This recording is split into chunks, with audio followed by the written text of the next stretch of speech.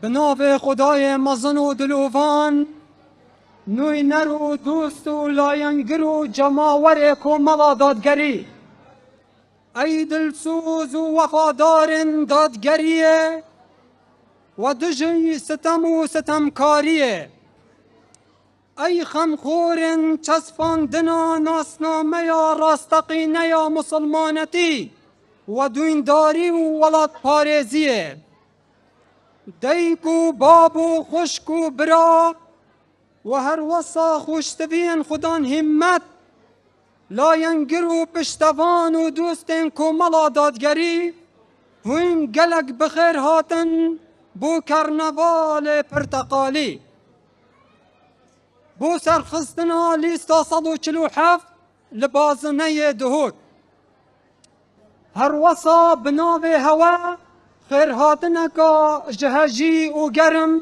لجناب سرکرده کرد معظم مامستا علی باپیر و اندام سرکردایتی دکین.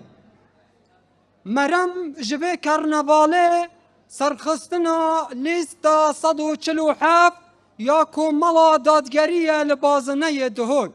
وک همی جاران به مزنترین پیام ده دست بیکن. او جی خواندنا چندین آیت قرآن بریز و مبارکه و جلای قرآن خوین آدم نصرالدین بلا کرم کد. بسم الله الرحمن الرحيم. تلك آيات الكتاب المبين نتلو عليك من نبأ موسى وفرعون بالحق لقوم يؤمنون. إن فرعون علا في الأرض وجعل أهلها شيعا يستضعف طائفة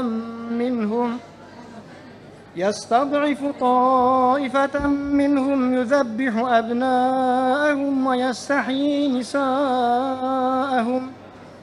إنه كان من المفسدين. ونريد أن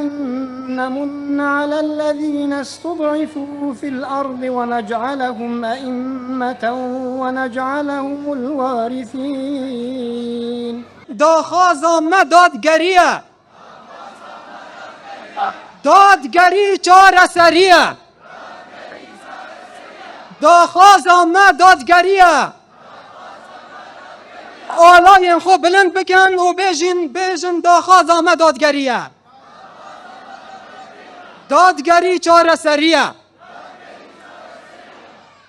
اسنوین کردن چاف نترس و دلیرم بو نیارن خاک و گل خو وکو شیرم. هزر نگه لبرانبری ستمکاریات از بیدنگم. هزا ناخ من بو ستمکارا آگر و برکانه. من گلک ایش و آزار و برین ین دیتین. میجویا گل خو بخوینا دل خو پی نویسین. گلک جاران خوینا گشا لش من رجیایه. لسر آخا دشت و چول و چیا خویایه. بو چندین جاران از دناف خوینا خدا گواستیمه. بله دیسان وکو پالوانه که رابویمه و ماییمه.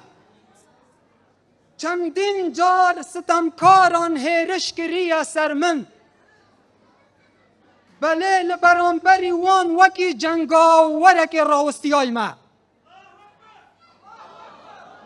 از پالوانک راوستیای و سر من برزه به هیچ هزک پیت من لناه تلرزه. از نوی کردن چاف نترس و دلیرم بو نیارن خاک و گل خو وکو شیرم. نوکجی بیگ بدی گهداری سروده که کن گوشلای چندین گنجن دلسوز هاتیه برهف کرن بلا کرم کنه سرستیجی.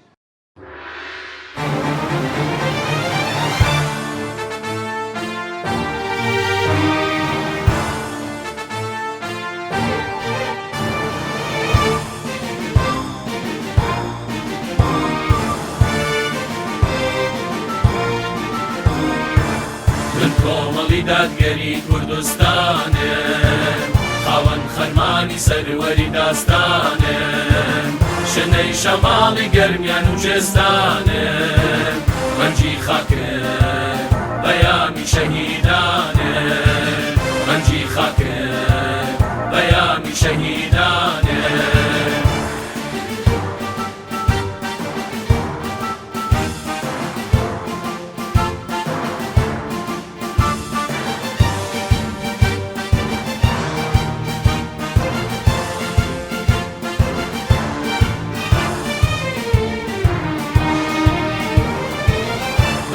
وەڕوورە و جۆش و خرۆشە بەهێزی بیر و باز و هەست و هۆشە وەڕوورە و جۆش و خرۆشە بەهێزی بیر و باز و هەست و هۆشە بە دڵسۆزی و بە خەمخۆری بەرۆشە لە پێناوی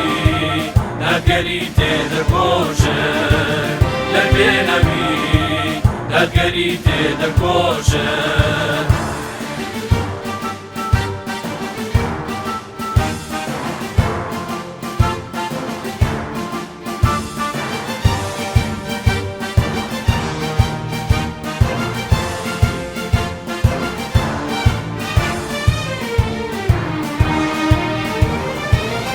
شۆڕشی چاکسازی و ئاوەدانی هەڵەی ڕاستی و ڕەسەنایەتی و جوانی شۆڕشی چاکسازی و ئاوەدانی هەڵەی ڕاستی و ڕەسەنایەتی و جوانی تاپێی نورم خوڕەی کارێزووکانی بۆ نیشتیمان هیوای ئەوڕۆ بەیانی بۆ نیشتیمان هیوای ئەوڕۆ بەیانی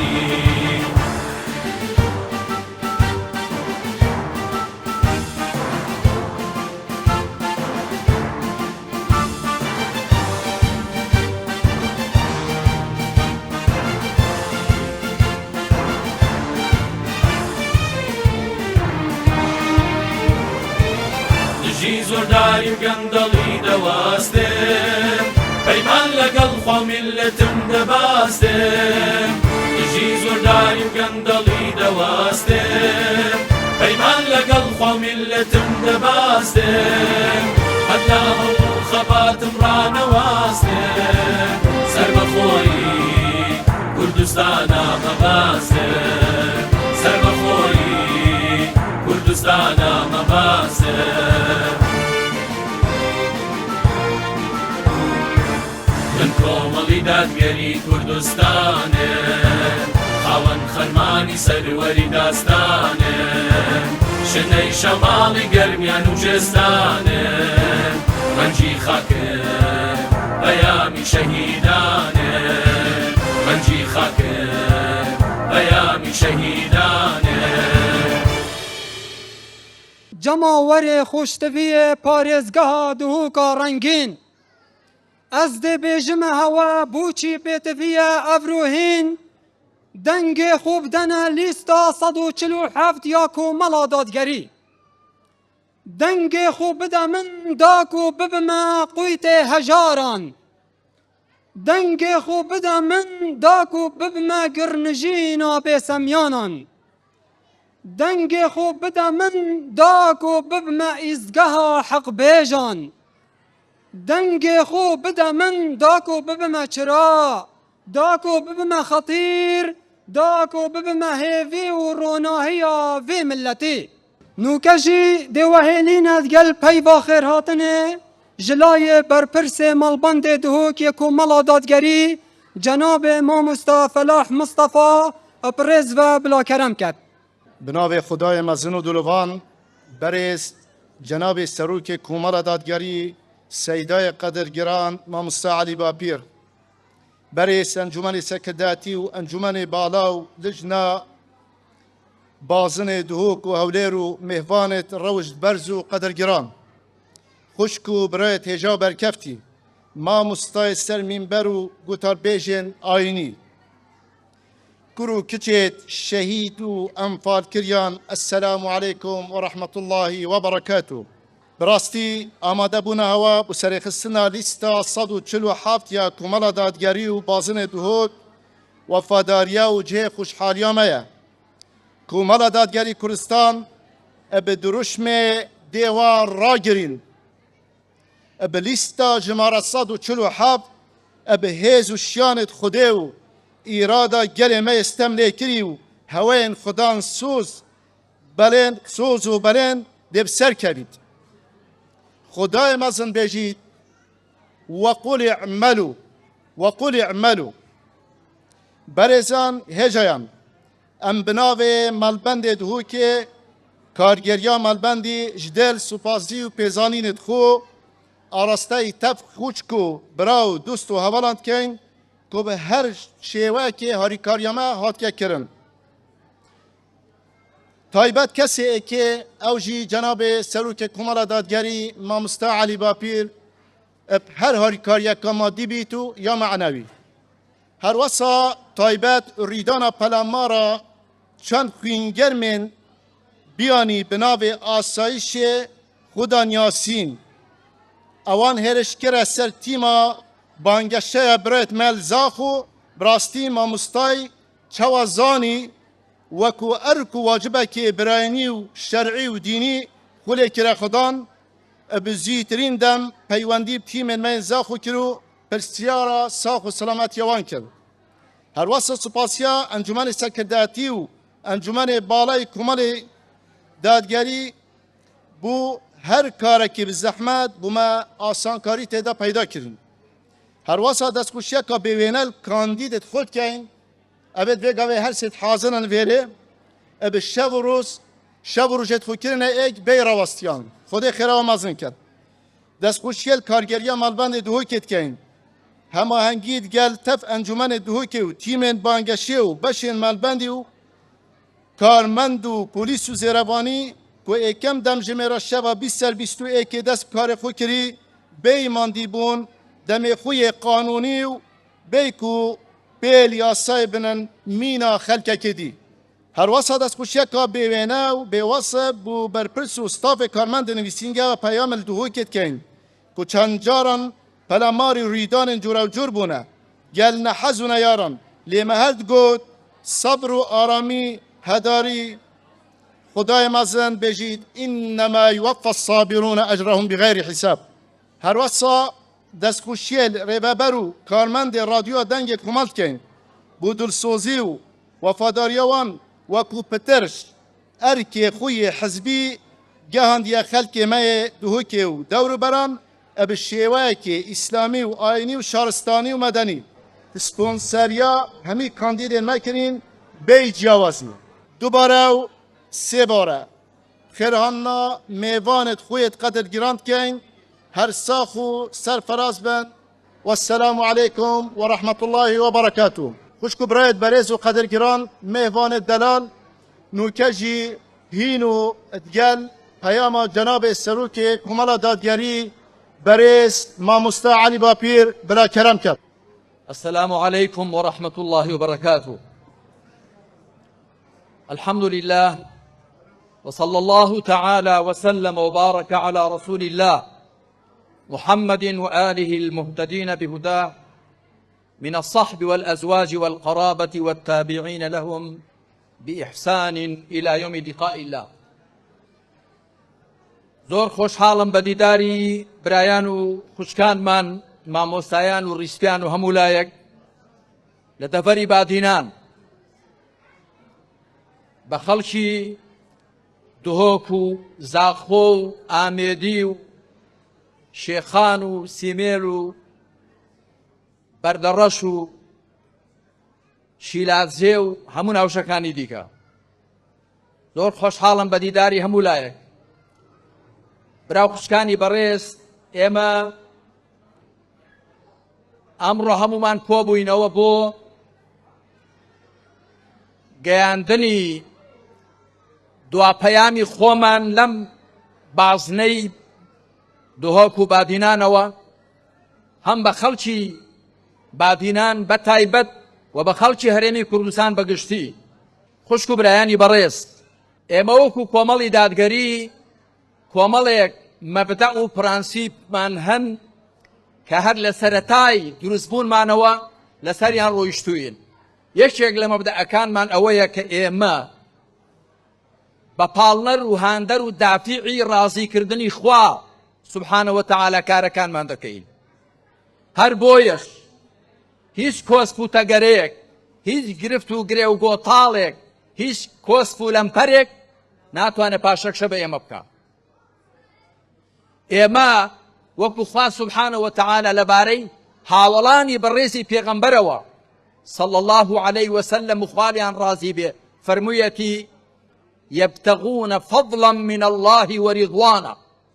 ايما بخششي خوا فضلي خوا كلا بهجدا برجسته به ورزامندي خوا داوا بكين بويا امان جو آواتا كمان اوان دبرزو بالا و قوريا هرچي لپيناوي دا ببخشين پيمان كما هیچ تێک ئێمە سار ناکاتەوە. من ئاگادارم خوشک و برانی بەڕێزمان لە دەبەری بادینان بە هەموو ناوچە و دەبەرەکانیەوە. من ئاگادارم کە ئێوە کۆسپ و لەمپەری زۆرتان بۆ دروستکراوە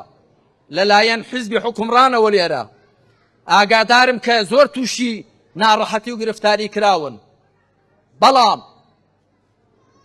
نەک چۆکی پێدانەداون، بەڵکو ئەو دژایەتی کردنەتان ئەو دژایەتی کرانەتان زیاتر تیژی کردوون،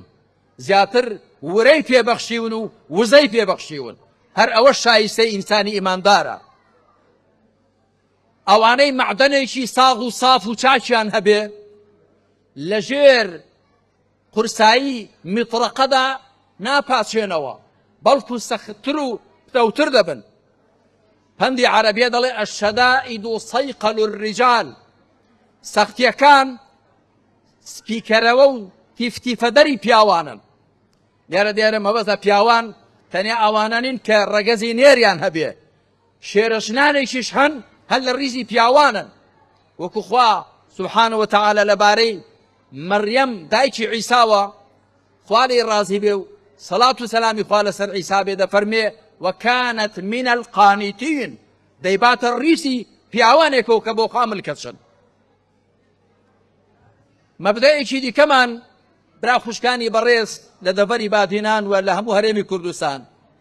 ئەوەیە کە ئێمە هەرێمی کوردستان لە زافخۆوە تاک و کفری تا خانەقین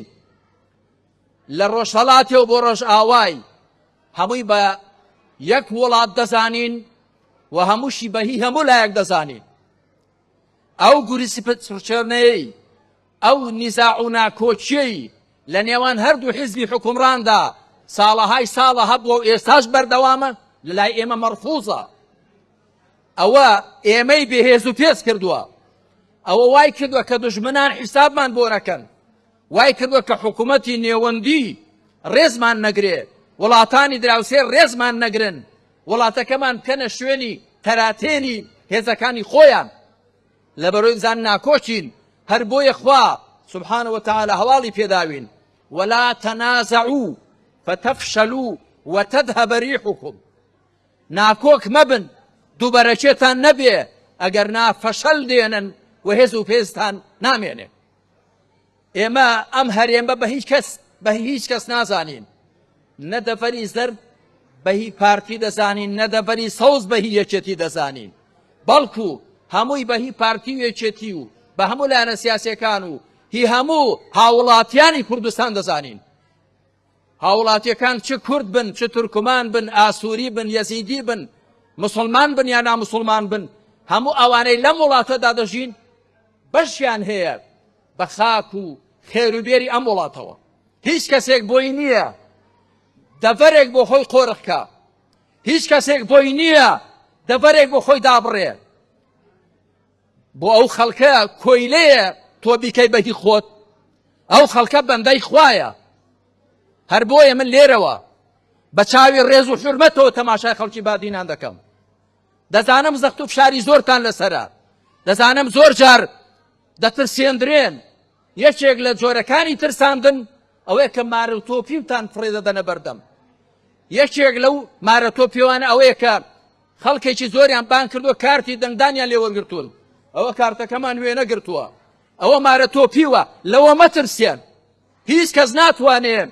تەدەخل بکات لە دەنگداندا، هیچ کەس نازانێت دەنگ بۆ کێ دەدرێت. هەروەها مەبدەئێکی دیکەی ئێمە وەکو کۆمەڵی دادگەری کە لەسەری بنیاتنراوین و لەسەری دەڕۆین ئەوەیە کە ئێمە پاراستنی ئەم هەرێمەی کوردستان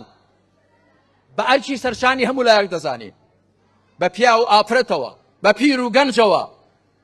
بە ئیسلامی و غەیرە ئیسلامیەوە، بە موسڵمان و ناموسڵمانەوە، ئەرکی هەموو لایەکە.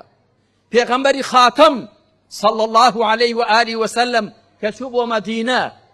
وەثیقەیەکی لەگەڵ خەڵکی مەدینەدا لەگەڵ پێکهاتەکانی مەدینەدا مۆر کرد کە پێکهاتەکانی مەدینە لایەکیان موسڵمانان بوون، ئەوانیش کۆچکەران و پشتیوانان، لایەکیان جوولەکەکان بوون، سێ تیرەکانی جوولەکە، لایەکیان موشریکەکان بوون، لایەکیان نەسڕانی بوون.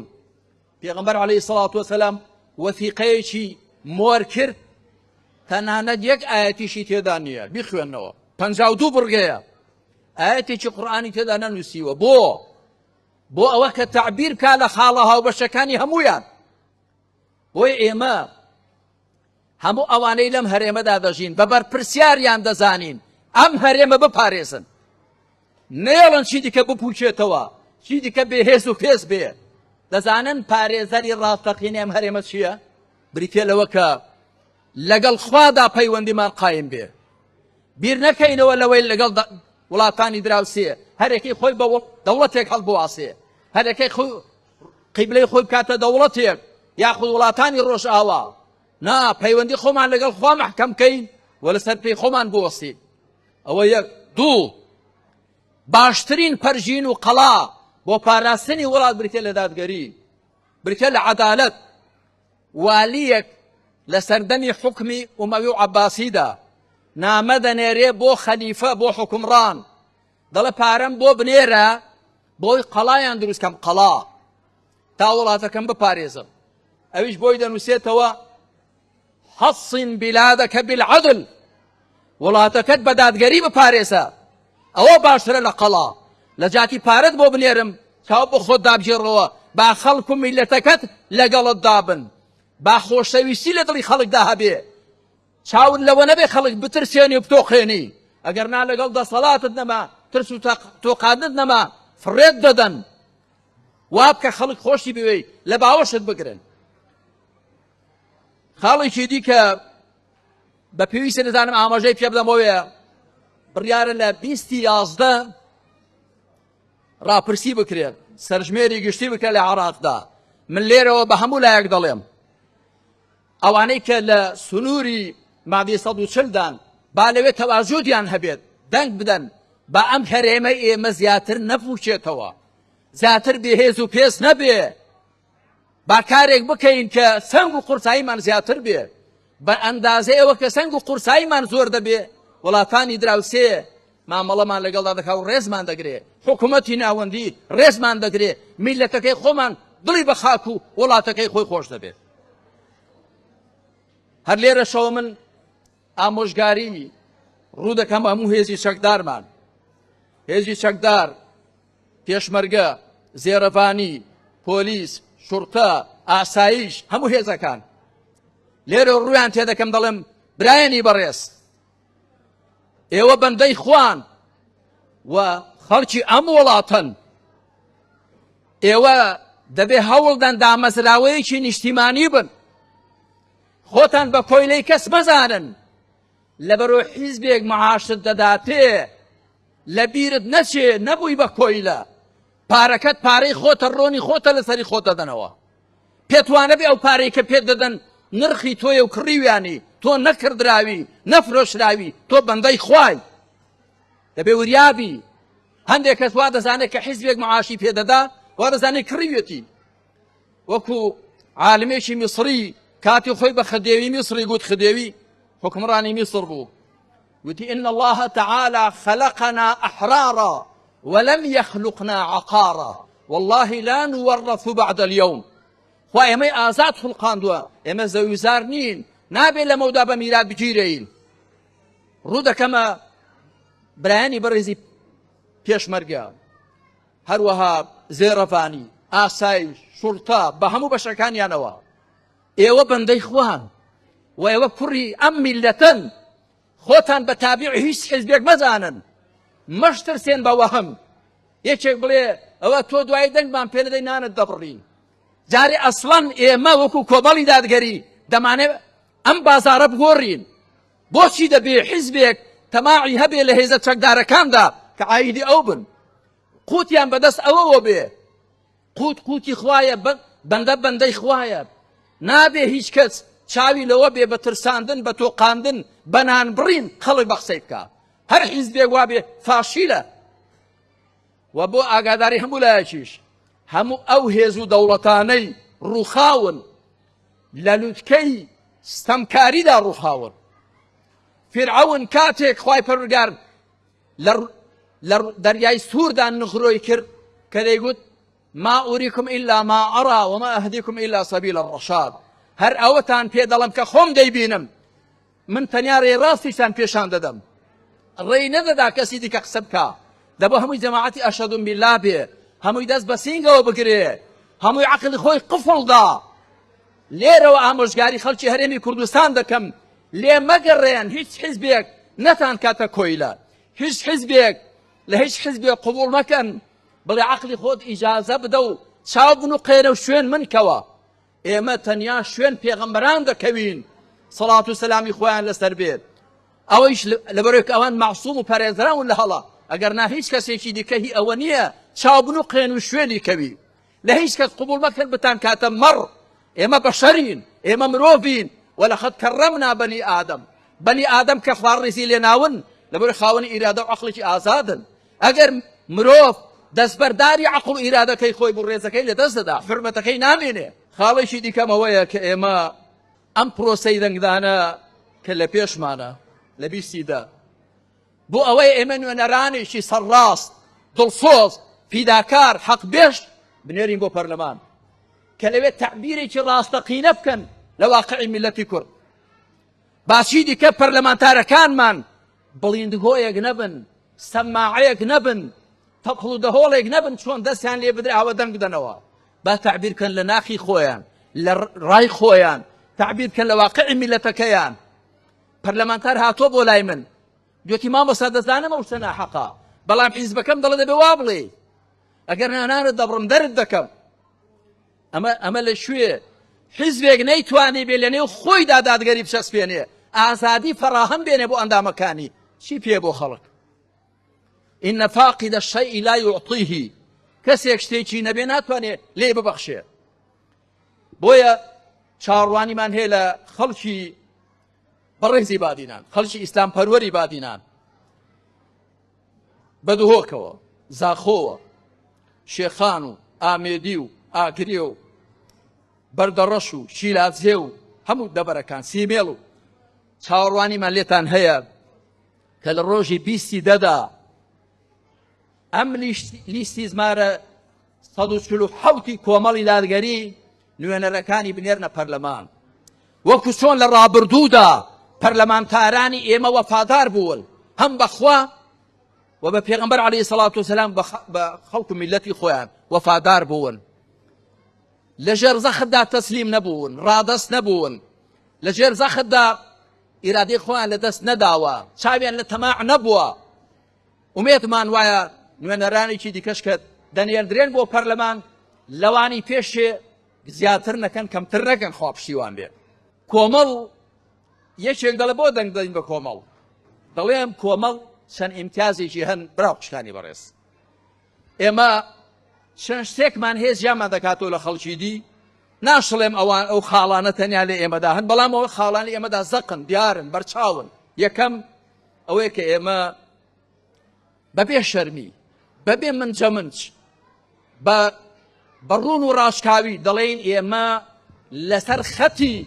قورئان و سونەتی پێغەمبەرین عەلەیهی سەڵات وەسەلام ئێمە بە ئیسلامی خۆمانەوە شانازی دەکەین ئێمە بە موسڵمانەتی خۆمانمان شەرم نییە دەمانەوێت میلەتەکەمان هەمووی بگەڕێتەوە سەر ئەو ناسنامە ڕاستەقینەیە دەڵێن سەربەرزیمان لە ئیسلامەتیماندایە سەرفرازیمان لە ئیسلامەتیماندایە ئەخلاق لەوێدایە خێزان لەوێدایە گرفتی چارەسەری گرفتە سیاسی و ئابوور و کۆمەڵاتیەکانمان لە ئیسلامدایە ئیسلامێک کە فەرق ناکە بە مرۆڤەکان، نە بەهۆی ڕەگەزیانەوە، نە بەهۆی ڕەنجیانەوە، نە بەهۆی نەتەوەیانەوە، نە بەهۆی دەفەریانەوە. دەفەرمێ هەمووتان بەندەی خوان. بۆیە ئەوە جاکەرەوەی و نیتازێکی ئێمەیە. یەک دوو، ئێمە لێمان زاندراوە و لێمان بیدراوە کە ئێمە چەسپاوین، نەلەخشاوین، نەگۆڕاوین. بۆیە کەسانێک کە بەرامبەر بە خەڵکی دیکە بەدبین بوون با ئێمە قیاس نەکەنە سەروان. لە زۆر مناسبەتی دیکەدا گوتومە ئەو قسەی 40 ساڵ لەوەم پێش گوتومانە، 30 ساڵ لەمە پێش گوتومانە، ئێستاش هەر ئەوە دەڵێین. ئێستاش دەڵێن وڵات بە دادگەری فەراح و فراوان دەبێت، میلەت بە دادگەری تەباو ڕێک دەبێت، بەرەکەت بەهۆی دادگەریەوە زۆر دەبێت. هەر بۆیەش خوا سبحانه وتعالى هەموو پێغەمبەرانی ناردوون بۆ سەسپاندنی دادگەری. لقد أرسلنا رسولنا بالبينات وأنزلنا معهم الكتاب والميزان ليقوم الناس بالقسط. هەموو پێغەمبەرانمان ناردوون بە بەڵگە ڕۆشنەکانەوە، کتێب و تەرازوشمان پێدا ناردوون تاکو خەڵک بە دادگەری بەڕێوەچی، دادگەری لە ڕوونەتەوەیی، سیاسی، ئابووری، کۆمەڵایەتی. جیاوازیەکی دیکە ئەمەوە کە ئێمە بەبێ جیاوازی، بەبێ فەرقکردن دڵسۆز بووین بۆ هەموو لایەک. چ لە ڕووی پەروەردەکردنمانە بۆ ڕۆڵەکانتان، لە ڕووی سەنتەری حیکمەوە، لە ڕووی خانەی فەرموودەوە، لە ڕووی قوتابخانەکانی عەبدوڵای کوڕی عومەرەوە، لە ڕووی کاری خێرخوازیەوە، لە ڕووی کاری سیاسیەوە لە یەک مەسافە وەستاوین، هەرگیز قبوڵمان نەکردووە لە تەرازوی هیچ کەس دابین و هەمیشە بۆ هەڵوێستی سیاسیمان تەماشامان کردووە. خوا چی فەرمووە؟ پێغەمبەر عەلەیهی سەڵات وسەلام چی فەرمووە؟ میلەتیشمان مەسلەحەتی لە چیدایە. تەماشامان نەکردو داخوا ئێران دەڵێ چی و تورکیا دەڵێ چی و ئەمریکا دەڵێ چی و جوولەکە دەڵێ چی و چێ دەڵێ چی. تەماشامان کردووە ڕەزامەندی خوا لە چیدایە و بەرژەوەندی خەڵک و میلەتمان. خاڵێکی دیکەوەیە کە ئێمە خۆمان دوور گرتووە لە دەمارگیری، دەڤەرایەتی، ناوچەگەری، بەداخەو کەسا زۆر زەخ بۆتەوە. بادینان و سۆران ئێمە باسی ئەوە دەکەین کە میلەتێکین بە چوار وڵاتدا دابەش کراوین، کەچی بەشێک لەم وڵاتەش کە لە 91ەوە ئازادمان کرد ئەویشمان کردوتەوە دوو بەش. و دەمارگیری حیزبە ئەڵمانیەکان، ئەو حیزبانەی کە لە وەحی خواوە سەرچاوە ناگرن، بەرژەوەندیان لەوەدایە خەڵک پێکەوە دژ بێ، دەمارگیر بێ، ناڕێک بێ، بۆ هەر کامێکیان مەداری خۆی بەوی دیکە ساز دەکا. بەڵام ئێمە کە تعبیر دەکەین لە ڕێبازی پێغەمبەر عەلەیهی سەڵات وسەلام بەرژەوەندی دنیا و قیامەتی خۆمان و میلەتەکەمان لە تەبایی و یەکریزی و یەکدەنگی و یەکڕەنجیدا دەبینینەوە. جیاوازیەکی دیکە ئێمە ئەوەیە کە ئێمە خۆمان بە پارێزەری دین و ڕەوشتی ئەم خەڵک و وڵاتە دەزانین. ڕەنگە هیچێک بڵێ چۆن بپرسن چەند جار پرۆژە یاسا هاتۆتە پەرلەمان، کەس هێندێک ڕێکخرا و ویستویانە هەندێک شت بە قورجی پەرلەماندا بکەن، هەندێک حیزبی ئەڵمانی دژی ئەخلاق و دین و خێزان بووە. ئێمە لە بەرامبەریدا وەستاوین وەکو شێر و بەرپەرچمان داوەتەوە، پوشەڵمان کردوێتەوە. ئەگەر نا ئێستا ئەم وڵاتەی ئێمە هاوڕەگەزبازی تێدا دەکرا بە یاسا، بە ناوی تونند و توێژی خێزانی شێندەری تێدا دەکرا بە یاسا. ئێمە لە بەرامبەری وەستاینەوە گوتمان ئێمە گرفتمان ئەوە نییە کە خێزانەکانمان تۆکمە و تونند و تۆڵن، ئێمە گرفتمان زۆڵم و ستەم و گەندەڵیە، گرفتمان ئەوەیە کە خێربێری ئەم وڵاتە بەدەستێکی ئەمینەوە نییە، بە دادگەریدا بەش ناکرێ. ئەوە گرفتی ئێمەیە. کەی گرفتی ئێمەوەیە ئێستا بێنی خێزانی هاوڕەگەزی دروستکەی، دوو ژن پێکە و دوو پیا پێکەوە. ئێمە لە بەرامبەرەوەدا وەستاوین. هەروەها ئێمە یەکێ لە ئیمتیازەکانمان زۆر گرنگیمان داوە بە پەروەردە، بە فێرکردنی خەڵک، بە تێگەاندنی خەڵک لە قورئان و لە سونەت. و یەکی دیکە لە ئیمتیازەکانی ئێمە برا خوشکانی بەڕێز ئەوە ئێمە خاوەنی خەباتی شاخ و شارین. ئێمە خاوەنی خەباتی شاخین دوێنێ و خاوەنی خەباتی شارین ئەمڕۆ. و سپینش پێویست کاتەوە هەر شتێک دینەکەمان لەسەرمان پێویستکە، بەرژەوەندی ئەم میلەتە لەسەرمان پێویستکە، ئەوە ئەنجام دەدەین. خوا پشتیوان بێ. لە کۆتاییدا برا خوشکانی بەڕێزم، هیوادارم ئێمە لێرە سێ کاندیدمان دیارن، پێم وایە دوو کاندیدی کەشمان هەن خوشکن و لە هەموو بازنەکانی کەش کاندیدمان هەن. من لێرەوە دەڵێم ئەو کاندیدانەمان متمانەیان پێ بدەن با بچن بۆ پەرلەمانی کوردستان نوێنەرایەتێکی ڕاستەقینە و موسڵمانان دڵسۆزانەتان دەکەن خوا پشتیوان بێ و لێرەشەوە دەڵێم جاریشکە دووبارەی دەکەمەوە هیچ کەس بەوە چاوترساو نەبوو بێ کە کارتی دەنگدانیان لێ وەرگرتووە بیستومە وەکو تێستێک فراکسیۆنیش ئەوەی کردووە کۆمیسیۆن بەڵام حیزبێک لێرە حیزبێک لەولا کارتی دەنگدانی لێ خەڵکێ وەرگێ وێنەکەمان گرتووە داوێنت گرتووە کەیفی خۆتە نەدەبوو کارتەکە وەربگری بە چ مبەررێک کارتە خەڵک وەردەگری لەکوێی قانوندا هەیە پاشان بۆ تەدەخڵ دەکەی لەوەدا دەنگ بەکێ دەدا ئەو کەسە دەنگ بەو کەسەدا کە عەقڵی لێی بڕێ کە پێی ڕاستە پێی چاکە و لێرە شۆ ڕای دەگەێنم هەر کەسێک ئەو موچە و مەعاشەی وەری دەگرێ پێی وابێ لە بەرامبەر ئەوەدایە دەبێت دەنگ بەو حیزبە بدە والله پارەکەی لێ حەرام دەبێت موشەکەت وەردەگری ئاسایشی پێشمەرگەی زێڕەبانی شوڕقەی لەبەروی خزمەتێک بەم وڵاتە دەکەی لە بەرامبەر کارە حەڵاڵەکەی خۆتدا پارە وەردەگری نەک لە بەرامبەر ئەوەدا ئیرادەی خۆت لەدەست بدەی نەک لە بەرامبەر ئەوەدا دەنگ بە حیزبێک دەی کە قەنەعەتت پێی نییە ئەگەر وا بکەی پارەکەت لێ حەرام دەبێت ئێمە پێویستمان بە ئاسایشێ بە پۆلیسێ بە پێشمەرگە هەیە بە زێڕەبانی هەیە بەڵێ بەڵام دەبێت ئازاد بن و سەربەخۆ بن بەو هیوایە کە لە ڕۆژی بیستی دەدا خەڵکی بەڕێز و ئیسلام پەروەر و دیندار و خۆڕاگری بادینان کارێک بکەن ئەو حیزبەی کە تا ئێستا زۆر مستەمی کردووە و خۆسەپاندنی کردووە و زەخت و شادی کردووە پەشێمان بێتەوە لە زوڵمەکەی چاو بە خۆی دابگێڕێتەوە هەموو لایەکتان بەخوا دەسپێرم وەسەلام عەلەیکم وەڕەحمەت الله حمد و سوپاسیا خدای مەزن دکەین و مامۆستایەک گریە سەرکردەیە مە و سینگێوی تژی قورئانە ئەس لیستا 147 مە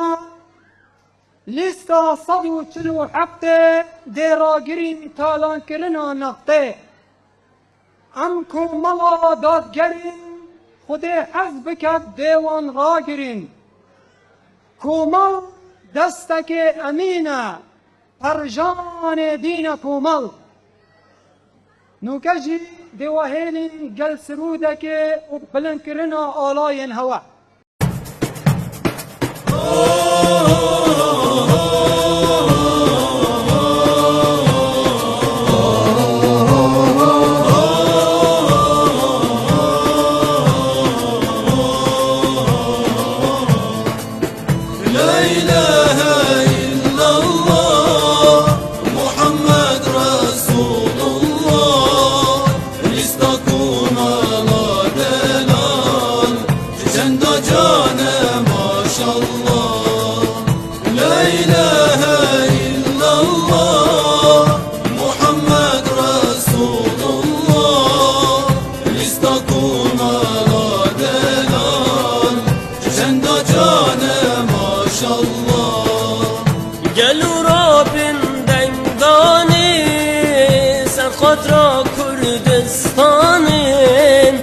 دژی گندلی رابن بیجن ما فی مکانیم اولی صدادیه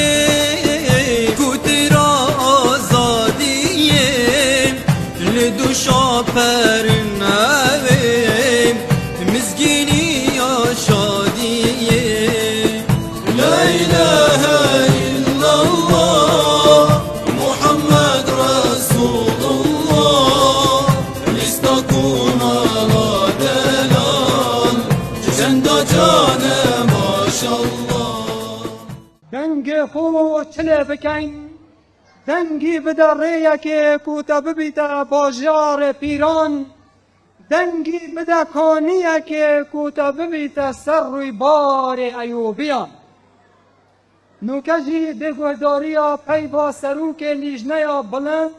یا هەڵبژاردنان لە بازنەیە هەولێر و دهۆر جەنابێ مامۆستا عەبدولستار مەجید کەین بلا کەرەم کرد بناوی خوای بەخشندەی میهرەبان سەلام و ڕەحمەت و بەرەکەتی خوای گەورە بەسەر هەموو لایەکدا بەش بێت وەکو لیژنەی باڵای بازنەی هەولێر دهۆر ئێمەش بە خێراتنێشی گەرم و کوڕی هەموو لایەک دەکەین یاخوا بەخێر بێن خوا پاداشتان بداتەوە و پێی خودمتان بەخێر بێ ئینشاءڵڵا برایانی بەڕێنی خۆشەویست ئەمە دەمەوێ تەنها ئەوە بۆ ئێوە و واتە دەبەری بابینە و هەموو هەرێمی کوردستان بکەمەوە کە ئایا بۆچی ئەم جارە دەسەڵات لە هەڵبژاردن دەترسێ و زۆر سەغڵەت و مشەوەشە بۆچی دەزان بۆچی ئەم جارە پشتیوان بەخوای گەورە و پاشان بە گەرموگوڕی و بەشداری هاوڵاتیانی هەرێمی کوردستان دەسەڵات دەترسێ لەوەی کە جارێکی دیکە بتوانێت زۆری نەبێت لە پەرلەمانی کوردستان و ئەوەی کە پێیان باش بۆ لە ڕابردوو کە کردویانە تێیپەڕێنن و ئەوەی کە بدڵیان نەبوو بێ ڕێی لێ بگرن دەسەڵات باش دەزانێ ئەم جار پشتیوان بەخوای گەورە و پشتیوان بە گەرموگوڕی بەشداری هاوڵاتیان پەرلەمان دەبێت بە پەرلەمانی خەڵک ئینشاءالله ئێمە وەکو کۆمەڵی دادگەری بە هەموو لایەکی ڕادەگەێنین دەمانەوێ ئەم پەرلەمانەی خولی شەشەمی پەرلەمان ببێتە پەرلەمانی خەڵک دەزانن ئەوان باوەرتری کەمە مەترسیەکەیان لە چییە لەوەیە کە ئەگەر خەڵک زۆر بەشداری هەڵبژاردن بکە بە ڕێژەیەکی زۆر کە ئومێدمان وایە کە خەڵک بە ڕێژەیەکی ئێزگا زۆر بەشداری بکە چکە بەڕاستی پەیوەندی بە داهاتوو چارەنووسی ئێوەوە هەیە ئەو کاتەی لە هۆڵی پەرلەمان جارێکی کە ئەم دوو دەسەڵاتە ئەم دوو هێزە نەتوانن زۆرینە پێک بێنن کە بتوانن جارێکی کە حکومەت پێک بێنن کە ئەوە پەیوەندی بە خەڵکەوە هەیە ئێمە بەڕاستی ئومێدمان بەوە هەیە پشتیوان بەخوای گەورە بەشداری ئێوە گەرموگوڕی ئێوە ئەمن ئومێد دەکەم کە ئینشاءالله ئەوە بێنێتە دیکە بە هەردوو چیشان نەتوانن زۆرینەیەک پێک بێنن کە حکومەت پێک بێن ئەوەی پێیان باش بێ لە ڕابردوو کوردیانە ئەنجامی دەنەوە ئەگەر نابەلایانی کەم ئەمن ئینشاءالله ئەو مژدە بە خەڵک دەدەم کە مستەحیلە جارێکی کە هێزێک بە تاقی تەنیا بتوانێت زۆری نەبێ ئەوەی کە بیوە بیکە ئەوە دەبێتە پەرلەمانی خەڵک ئێمە لە ڕابردوودا فراکسیۆنی کۆمەڵ بە پشتیوانی هێندێک لا پرساندنمان بۆ حکومەت کرد لە تەمەشاکەن چەند گرنگە ئەگە پەرلەمانی خەڵک بێ پرساندنمان ئەنجامدا دوای ئەوەی کە پاساو هێنرایەوە کە بۆچی سەدا 90 و سەدا 23 بەنایاسایی لە موسەی خۆران بردراوە کە ئێمە کێشەکەمان لەسەر ئەمە بوو ها بۆ زانیاریتان لەسەر موسەی خەڵک بوو لەسەر لێبڕنی سەدا 90 سەدا 23 موسەی خەڵک بوو دوای ئەوە کە پاساوێن هێنایەوە سەرۆکی پەرلەمان گوتی ئێوە قەنەعەتان بە وەڵامەکان هات گوتمان نەخێر بە پێی پێڕەوی پەرلەمان دەچێتەوە سەر دەنگدانیان کرد دەنجیان بەم کابینەیەدایەوە لەبەرەوەی کە زۆرینیان نەبوو لە پەرلەمان بەداخەوە چاوتان لێیە ئەگەر پەرلەمانی خەڵک بێ سبەی پەرلەمان دەتوانێت محاسبەی حکومەت بکە محاسبەی وەزیر بکە وەزیرێک کە کاروباری خەڵک چاک جێبەجێ نەکا پابەند نەبێ بە یاساوە پەرلەمان توانێت لای بە بەڵام کە پەرلەمان زۆرینەکەی دەسەڵات بوو ئەو کاتێ ینی گەندەڵیش بکە و کارەکانی خۆشی جێبەجێ نەکا پەرلەمان ئەو کە زۆرینەی دەسەڵاتە کاکە محاسبەی ناکە نەکەر ئەوە بیستوتانە لە ڕابردوودا دەسەڵات بە وەزیری خۆی گوتووە بۆ معلوماتتان مرۆ پەرلەمان جێشان مەدێ ئێمە زۆری نەشین وە پرساندنیش بکەن و بیانێ متمانەش لێ وەرگنەوە ناتوانن خوا پەرلەمانە ئەوە دەسەڵاتدارەتی ئاوا دەکرێت لە هەرێم جا بۆیە هاوڵاتیانی بەڕێز و خۆشەویست وەرن بە هەمومان پشتیوانیمان بکەن پشتیوانی لیستی 147 بکەن پشتیوانی کاندیدەکانی بکەن بەشکم بتوانین ئینشاءالله ئەو پەرلەمانە بکەینە پەرلەمانی ئێوە پەرلەمانی خەڵک لەوێ بۆ نمونە ئێمە چەند جار ویستومانە پرۆژەی چاکمان پێشکەش کردووە پرۆژە پەیوەندی بە ژیانی خەڵکەوە هەبووە بە معیشەتی خەڵکەوە هەبووە بە کێشەکانی خەڵکەوە هەبووە بەڵام چونکە زۆرینە یەکەم سەرۆکایەتی پەرلەمان فلتەرێک بووە هەر پرۆژێک پێی باش نەبوو بێ نەخستۆتە بەرنامەی کار دوایی کە هاتبێتە هۆڵی پەرلەمانی لەبەرەوەی زۆرینە دەسەڵات بووە کە نەیویست بێ تێنەپەڕیوە کاکە وەرن بە ئەم پەرلەمانە بێتە جێی و مینبەری داکۆچکردن لە مافەکانی خەڵک داواکاریەکانی خەڵک بە دوای کاروباری خەڵکەوێ کێشەی خەڵکی لێر چارەسەر بکرێت با بکرێتە ئەم مینبەرە ئێستا مینبەری دەسەڵاتە کاچ خۆم مینبەری دوو هێزە بە دەنگدانی ئێوە بە پشتیوانی ئێوە ئینشاڵڵا دەبێتە پەرلەمانی خەڵکو و تێیدا دادگەری بچەسپ بێ و کێشەکانی خەڵک باز بکرێ و ئەو یاسانە دەربکرێن کە لە قازانجی خەڵکە و ئەو پەرلەمانە بکە بتوانێت محاسبەی حکومەت بکات لێپرسینەوە لێ بکاوە ئەگەر ڕاست نەبووە لاشی ببە بۆیە ئێمە بە پشتیوانی ئێوە دەڵێن بە پشتیوانیە خودێ و پاشان پشتیوانیە ئێمە دێ ئەوان ڕاگرین والسلام عليكم ورحمة الله وبركاته. دێ دەنگی دەما دادگەریە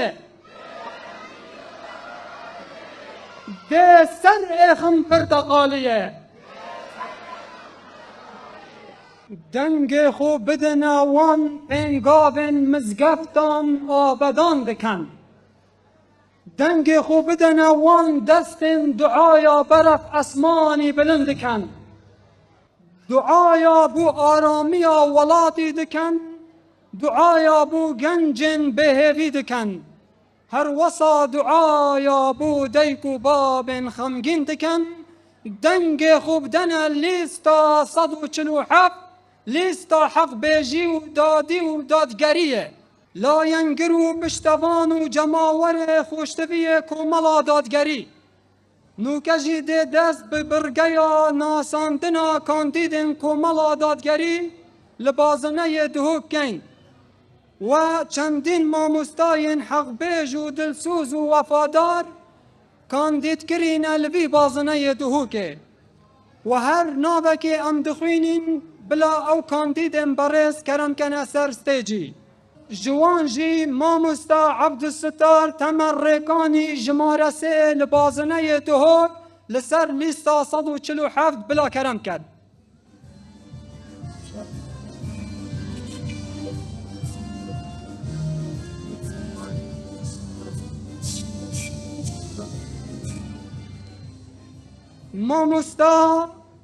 مامۆستا Ebdûsittar Temer İsmaîl berniyaz bi mamosta Ebdûsittar Temer Rêkanî ji dayikbûyê sala 1985 li devera Şêladizê helgirê bawernameya Bekaliryûsê bi zanistên İslamî li sala 2020 helgirê bawernameya masterê bi fiqhê û usulê li sala 2018 destê nivîsîn û wergêranê heye û xudanê zêdetir ji 25 pertûk û namînkeyan e ji girtiyên badînan yên destpêkê bû li sala 2002 serkêşê xwepêşandanên Şêladizê bû li sala 2018 herwesa kandîdê jimare 2 mamosta İsa Sedîq Berwarî li ser lîsta 147 ya Komala Dadgerî bila kerem kir.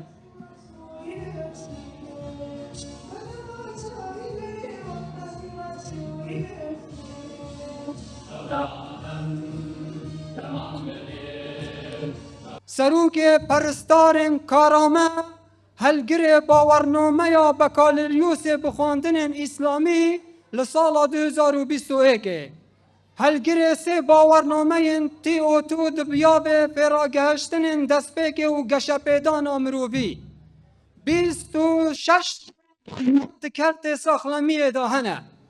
herwesa 17 salan wekû kadirekê çeleng kar kiriye.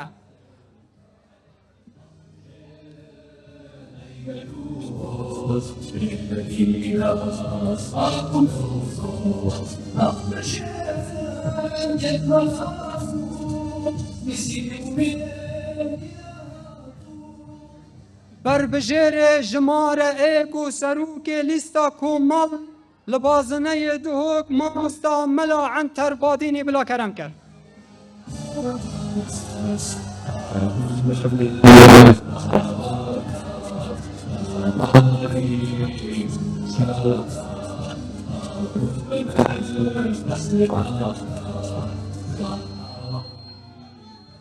مامۆستا Enter İsa Abdullah Yasîn berniyaz bi Mela Enter Badînî ji dayikbûyê sala 1980 pêşnivêj û gotarbêj û bankxwazê diyar parêzgeha Duhokê ye.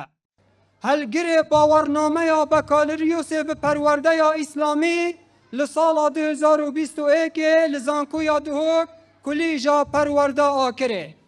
لسر گوتنا حقی دو جاران هاتیه دست سر کرن و چندین جاران هاتیه داخواست کرن و گفل هاتی نکرن و لسال 2016 جگوتار بیجی هاتیه لادان و حتی نوکجی نهاتیه زبراندن بو سر منبر پیروس ماموستا ملا عنتر بادینی هر دم بروانی ج پیروزین اسلام کریه و سکالا لدجی وان کسان تومار کریه ین صفقاتیه به پیروزین اسلام و پیروزین گلو نشتیمانی دکن هر وصاجی حتی نوکه یه بردوامه نوکه جی دوهیلین دگل پیوا جناب ماموستا ملا عنتر بادینی سروک لیستا 147 یا کوملا دادگری لبازنه دهوک بلا کرم کد. السلام عليكم ورحمة الله وبركاته. بسم الله الرحمن الرحيم. الحمد لله والصلاة والسلام على رسول الله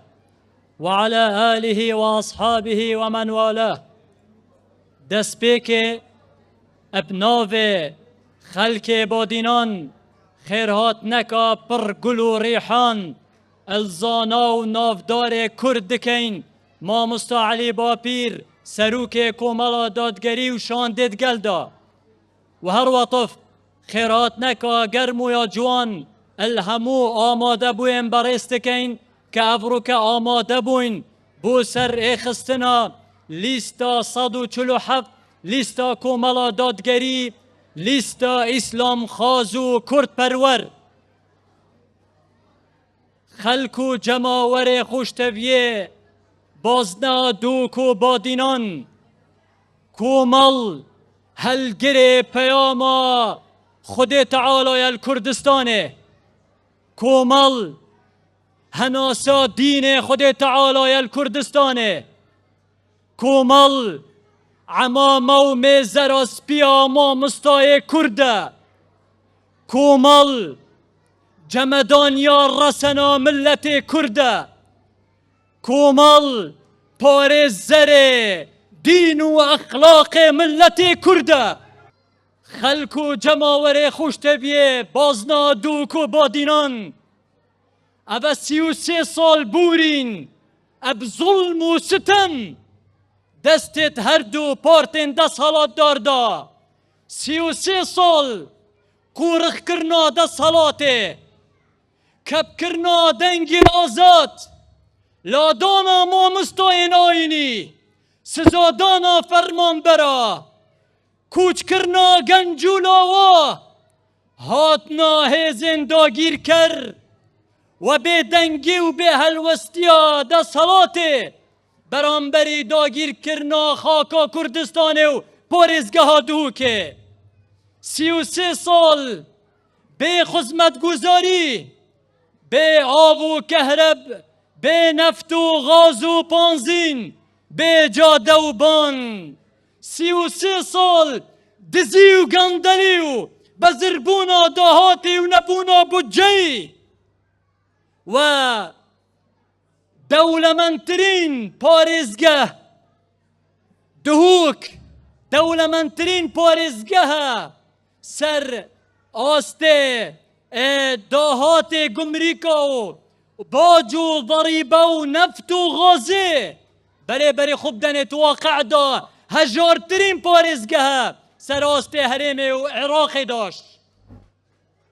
وقتی لافاوش هاتی ندهوکه ریبار هشکار و رابو هر کوملا دادگری بو اب دزگین خویب خیرخوازی با هاتا میدانی و هوارا خلک دوکه هاتی نکلویان این دست حالاته و